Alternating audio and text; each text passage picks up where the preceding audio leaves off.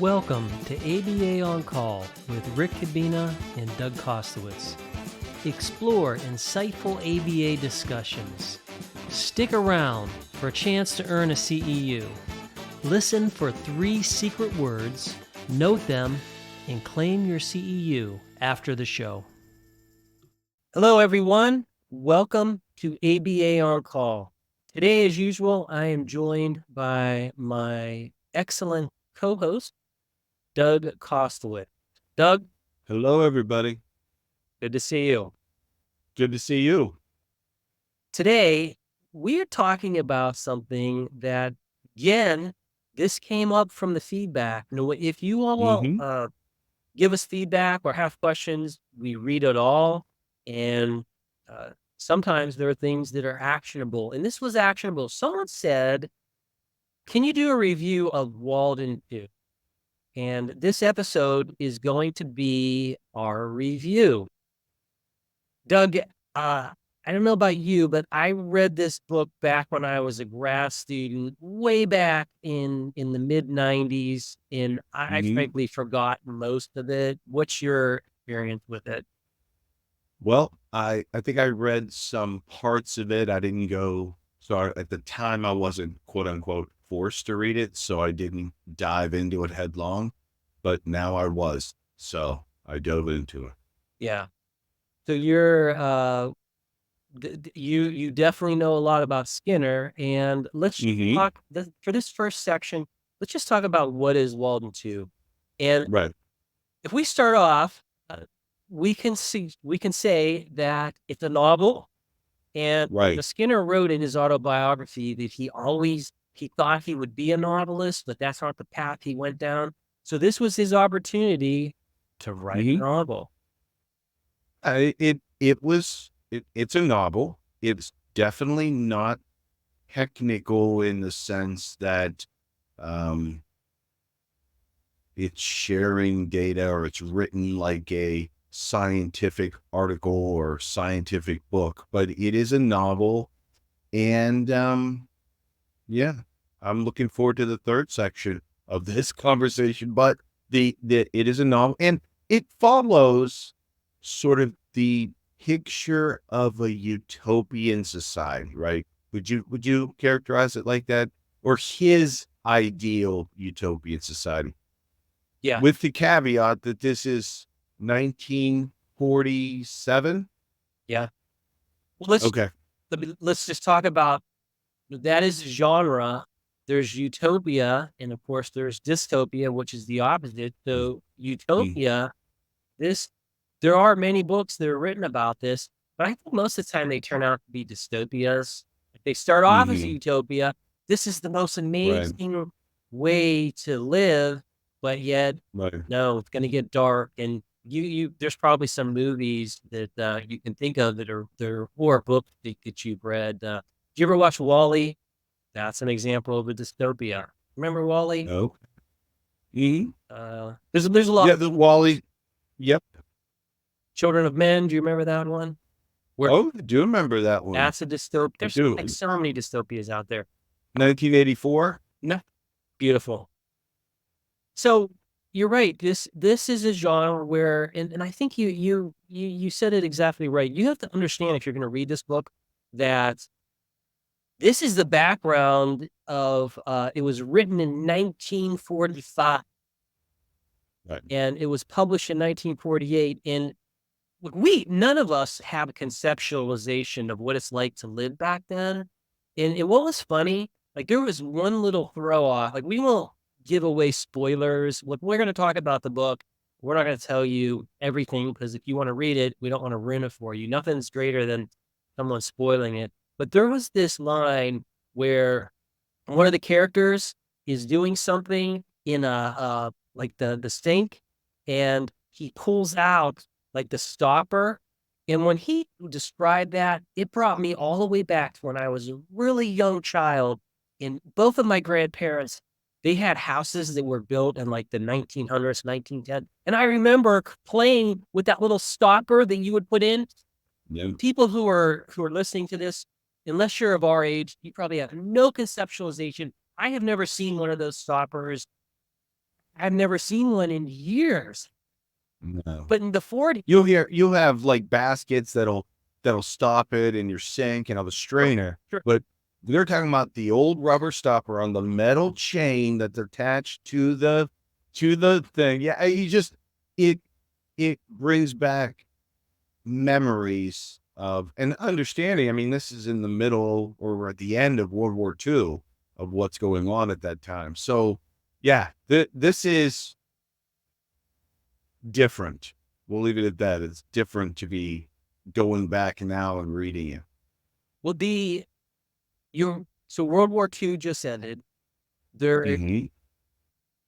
if you think about this being written in 45, Pearl Harbor had just happened.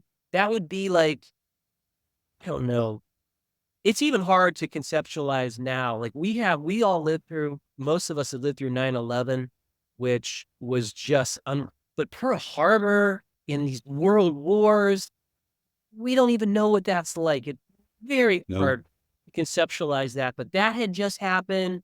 There's the genocide of the Jewish people that Mm-hmm. just happened. The stock market was in turmoil. And here you have this guy, and this is what you also have to understand in terms of context. Skinner wrote this in 45. When was the publication of Behavior and Organism? 1938. And Right. this is early Skinner. So Skinner Right. had been doing this work for what? Maybe when he wrote this, 10 years, his graduate work, everything that we know about now, forget about it. None of that Right. was there. And you have this guy literally working with animals and trying to envision, okay, what if we took these principles, they work with people? Yeah. I mean, you hit the nail on it. I was gonna you were talking about what's going on in the world, but more importantly, where was Skinner with his thinking, with his analysis, with his data at that point, understanding the contingencies of reinforcement and where it's, I don't want to again spoil it, but there's so many things that in the book evolve over time, right? So it's just interesting to read. It's a snapshot of what his thinking was given the cultural context of where things were almost 80 years ago. That's something when you say that. Yeah, Yeah, that's 80 years. so if you're going to read this, it's very important because if you took someone at that time and said, what is a utopia? What would a perfect functioning look like? Nowadays, there are things that they just could have never possibly imagined. You remember Mm-mm. Dick Tracy, and he had his watch. We Yep, have that now. And in fact, we I laugh know. at Dick Tracy's watch, but that was Right, just so futuristic. right. So what Yeah, he was. So if you're looking for kids to cut down on their screen time, that's not going to be in Walden Two. exactly? And I will also say this too. There are some things that he talks about that if you read this book, be prepared for it. A white man from the 40s who is living a certain thing wrote this book. Again, this is just all contextual things that if you read it, you'll be prepared for it. And again, it makes sense to understand this utopian novel. It was written by one person, and who knows how Skinner would have changed. Like we're always changing. As the culture changes, so do we change. And all the events that we have that affect us are also going to change. So that's the context here. This is Yeah, I would liken this. So it just as we're thinking, this is very similar to early Java articles. The terminology that's in those that are not appropriate language now, where you would have how they refer to individuals with disabilities or special needs in those articles. getting through the language. So yeah, that's a good point, Rick, that you have to be ready and understand understanding the context of what's going on at the time when it was written. Yeah. I guess maybe to bring this section to an end, the other thing that we can tell you about this book is when Doug and I, we happen to be similar in several of our interests. And one of the things that you and I talk about a lot, we'll read some science fiction. We like epic fantasy. And the authors that we talk about and that we read and talk about, they do what's called world building, universe building. And it's just on a massive scale. That's not what you're going to get with this book. This is about, these two guys, they come to a professor, they travel to this utopian society, and much of the book is about this conversation and the interactions and seeing what this utopian society looks like. It doesn't have, there's not all these different characters being developed. It's not this world building. It is, if you had a utopia that could be built back in the 40s, that's the context. So don't expect this grand venture that awaits you, because that's again not what this book is about. I think that brings us to our first word. Our first secret word is shop. Let's go to the second segment, which is, let's talk about some salient parts of the book. We can do this without giving away any plot lines, or we can just talk about this. And I'm gonna throw this to you. What were some things that you thought were interesting? We could talk about things that were interesting, that weren't interesting. The first thing that leaps out to me. So one of the discussions. So as Rick talked about, it's a conversation about the world, this society, and it goes sort of in a linear fashion from different aspects. But one aspect that was really interesting, especially given that this was 40s, was his discussion of education in this utopian society and how children that were taught based on their ability and not forced to learn things that were either way past what they could do or much less than they could do. So, for example, if someone's reading at a 4th grade level, they're not expected to read 2nd grade books. They're not expected to read 6th grade books. So it's less about putting them in an age and then teaching to the middle, and more about teaching to their ability and letting them grow. I thought that was really interesting, given that was written 80 years ago, and how we look at what special education, right, in individualized or ability-based as we move forward. That really didn't hit until the 70s and 80s as we move forward from there. So this was a good 30 years prior to that. I thought that was really interesting. Yeah. That part on education, I appreciated. How does education then, what's sad is, if you took a classroom from 45 and you looked in, 2024, what's the difference? Maybe the kid are going to be seated a little bit differently, but the way instruction's delivered, the way the coursework, it's all going to be the same. And, Skinner pointed out that we don't all have to move in this lockstep direction with one teacher. And just questioning that, I thought was very innovative, and that presages some of the things that Skinner wrote later in his career, and he did that in several places in this book.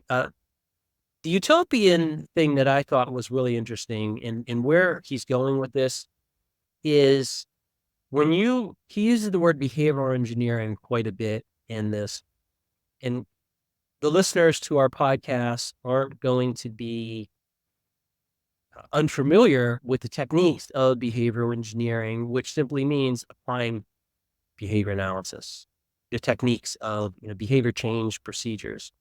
That's what you mean. But doing that on a grand scale and doing it, he talks about there being 1,000 people in this community. That's the size of this utopian community. On the one hand, that seems small, but on the other hand, if you were going to do this and you could do this, doing that at that scale would be, that'd be incredible. That you could have that kind of behavioral engineering from when they're children all the way up throughout. But the other component to this is cultural engineering. How can you do, and Skinner later talks about this, the 3 levels of selection, right? There's phylogenetic, there's ontogenetic, and then there's cultural. And at this time in our science, we still have so much to learn with all 3 of those, but I would argue the least studied is cultural engineering. Yeah. So you're talking about culture and how verbal community, this all predates his treatise on verbal behavior. So at this point, he really didn't know about it. So, but he's understanding this role, or he's trying to show the role of cultural engineering within this 1,000 people. And another example was, what we want to have everyone succeed, not place so many bounds on certain kids that we have some cream rise to the top. Why don't we try so many different things so that it puts them in a place so that everyone can succeed? I mean, that's definitely not I mean, that's pushed in our culture now, but it's not realized, obviously, in our system that everyone can succeed given the right behavioral engineering. Yeah. If you're going to have a utopian society, what are the problems that, like right now, if I say to you, Doug, what are some problems you see with the culture? You could rattle off many different issues. Some of those would be specific to your personal history, things that bug you. Right. You could look at, okay, if we talked to 100 people and said, what are some serious issues with the culture? And if we took any one of those, how would you approach it? This is the idea behind Skinner's Walden Two. So back when he was coming up with it, he was trying to think about these big pillars of society: education, child rearing, the political system, work, like things that we all just do as part of our life. How could you engineer that with behavioral principles so that not only, you feel better at work, you feel better about what you're doing, the children that you have, every single one of them is reaching their potential. You're healthy. This is what he was going for. And that is just a sweeping, and again, this is a novel, and it's just incredible at its scale to start thinking about this. And I think that's a fun activity. And this is what it did for me. After reading this book, I started thinking, what would be utopia now? How would you make all of these changes? Because there are problems in the world. How could you change that with behavior analysis? I don't want to not say that there's good parts. There are some parts that gave me some pause within this. And one of the things that is interesting, so you brought it up, is, what would be the utopia? The one assumption that's made in this book is this is kind of his utopia, which you can't fault someone for writing to what they think utopia would be. So you have to be able to step back and look at the processes that he's getting to, because I would argue that some of the things that he talks about may not fit very well into a utopia at that time, or even a utopia for other individuals. Definitely not a utopian now. So it's the processes that are more important than what the outcome is. So that's some of the downside of as we're thinking about this, is getting caught up in what the outcomes are, or what people are stressing within the book about characters, what characters are stressing within the book that weren't really what I would consider a utopia. So it kind of drew me away from that. But getting back to what you said, and that is, if we can re-examine that, perhaps there is a different utopia. Yeah. So I don't think a utopia for me is listening to parts of classical music. And that's in his book. That is a huge aspect that everyone loves. You're right. You have to understand who Skinner was. Skinner was, you're absolutely right. I didn't know him. I came on into the field, like, when did Skinner die? Was it 93 or 91? I think it was 92, 93. Yes. Like, I was just understanding as an undergrad, so I never had a chance to meet him or know him. I know people that had met him and knew him, but I never had conversations about what was he like as a person. But I have read autobiographies about him, and I listened to I've read things where he's talked about his life. And you're right, he had a very refined sense. He loved classical music, he loved poetry, he loved art, he loved sculptures. Myself personally, I just don't have the appreciation because that's not been my background. And if you took me to an art gallery, I would be woefully ignorant of understanding all the different genres and understanding the beauty that's there, just because that's not my history. So you're right that's part of the culture that you have to understand. But there's if you come into it with what we've just described, you're going to be prepared to read Walden Two and to hopefully glean some very cool parts of enjoyment, lessons, and so on from the book. Well, I think that brings us to our second word, and that word is skip. Okay. Second word is skip. Okay. Their third part, Rick. I think what we do now is we put a stamp on this from our perspective of, would we recommend this or would we not recommend this going forward? So I'm going to let you go first. Oh, great. Would you recommend reading this? Would you recommend to others reading this or listening to it, because it is on Audible? Yeah. This book. I'm going to say yes, I would recommend it. And here's why. The book, while it's, when you read it, I feel the best stuff comes later in the book, towards the end of the book. And I myself, because of the work that I did as a graduate student, I read so much of Skinner's work. I read probably all of his book. There might be one or two that I missed along the way. So many of his articles. And as a fan of the science of behavior,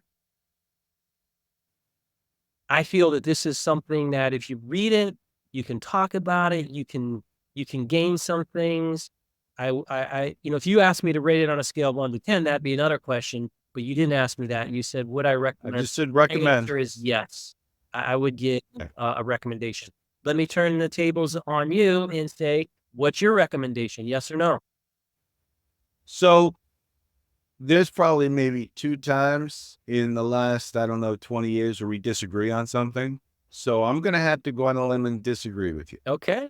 And I would not recommend it. And I have 2 reasons. One, it is a novel. And often novels are supposed to be enjoyable.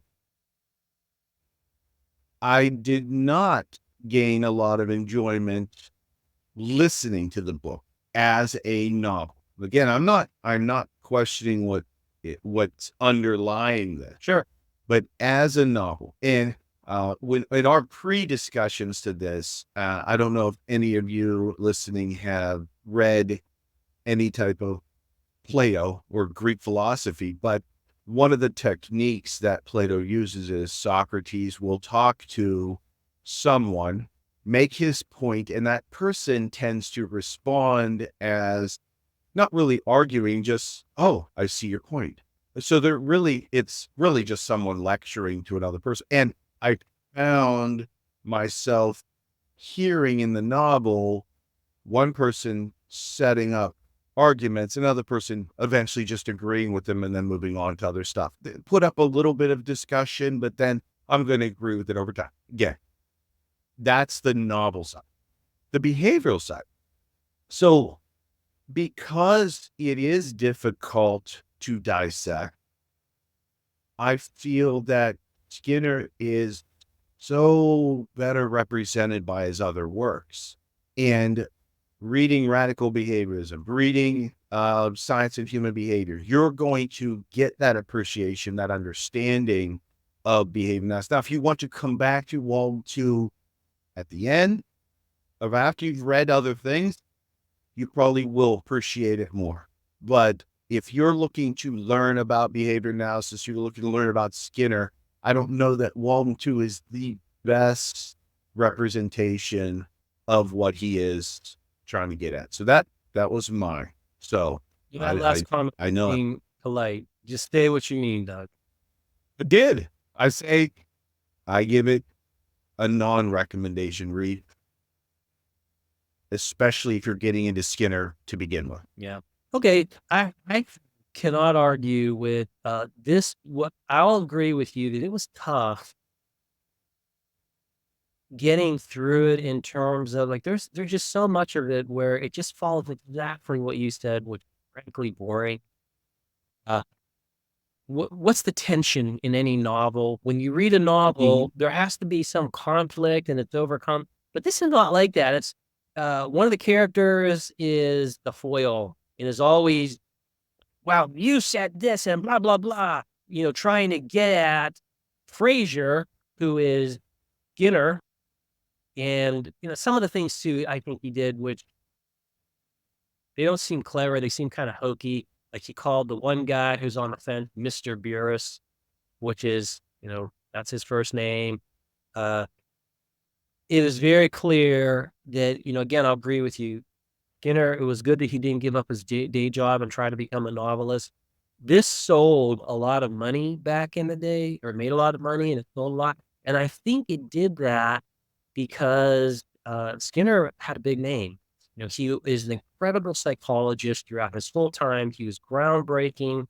And this novel this is how I think a utopia could occur with behavior analysis. So get where you're coming from.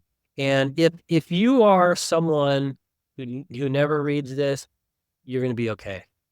So I'll agree with you on that.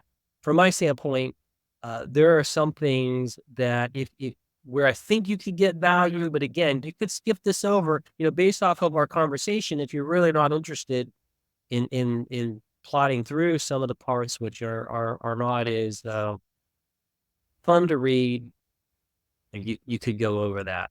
So I'm not changing my recommendation, but I am recognizing points you make and not arguing with them. And it's okay for us to disagree. It was still, again, it could be very worthwhile to someone if they wanted to read it. If they want to read Skinner's attempt at writing a novel. Yeah. There were parts of this that I thought he referenced Freud a lot in the sense of saying like, here's this Freudian thing.